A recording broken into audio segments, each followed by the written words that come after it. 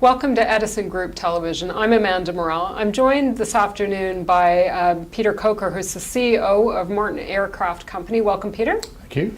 So you've got a very interesting product on your hands called the Martin Jetpack. Can you tell us a little about the Martin Jetpack?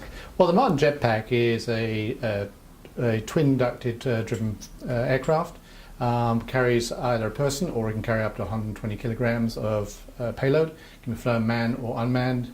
Presently it's driven by a V4 two-stroke engine, and really we're targeting a number of different customers around first responder, commercial and private.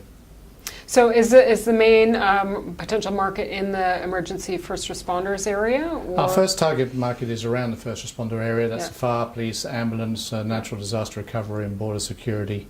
And those are the sort of people who are really interested in using it in a tactical environment to start with.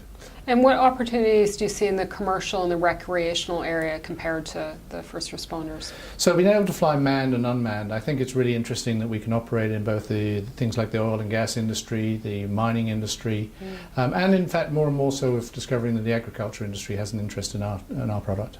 Are you getting a lot of initial early interest from these areas? We have a lot of interest from a lot of different parts from both first responder and into the commercial sector, as well as the private sector as well. Where do you see your biggest market in terms of geography and use? Well, it's interesting. We've set ourselves up as a global company, even though we're Christchurch registered or New Zealand registered, based in Christchurch. We're listed on the Australian Stock Exchange, and we have a major Chinese shareholder. So we're set up globally. So we see ourselves being able to operate anywhere globally, and the interest is coming from every region at the moment. What are some of the unique features of the Martin Jetpack that distinguish it from other unmanned vehicles? Well, the great thing for us is that we can actually get into very small confined spaces. We don't have a rotor like a helicopter, and of course not being fixed wing, we are vertical takeoff and landing. But we also have some very clever flight control system that allows us to fly accurately. We can take our hands off and the actual aircraft will stay in one position in the sky. And finally, actually, we're built around safety as well. So we have a very, very efficient ballistic parachute, which is safe down to around 6 meters. So it can fly at altitudes of what and travel how far?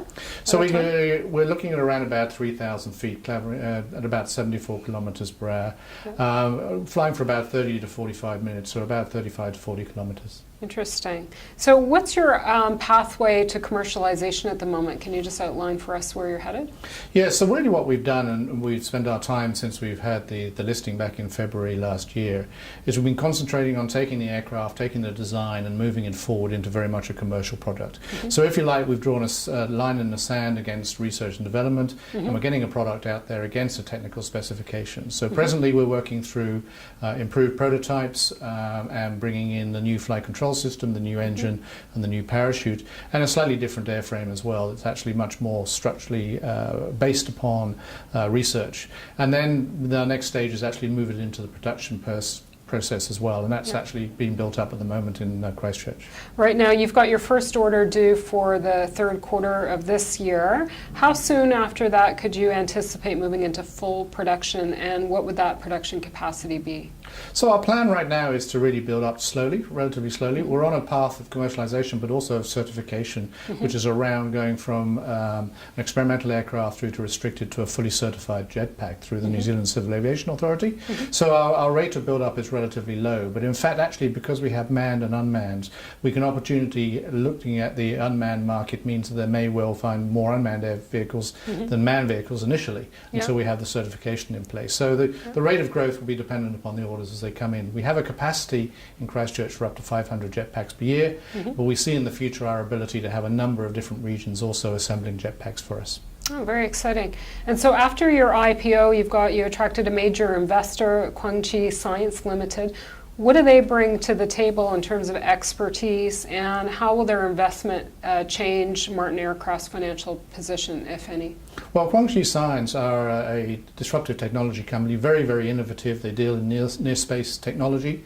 They also have created what we call the global community of innovators, a number of companies very similar to Martin Jetpack, all who have an ethos of making human lives better around the world. And that's really their philosophy. They sit at the hub of this innovation. So the first thing is that they have a lot of technical capabilities that we can call upon, and a lot of knowledge that we can call upon.